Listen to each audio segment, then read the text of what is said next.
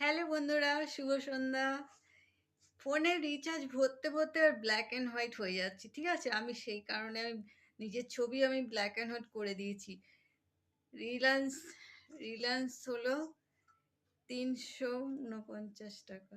ঠিক আছে, ১ টাকা কম, ৩৫০ টাকা। আর জিওতে ২৯৯ টাকা ২৮ দিনে।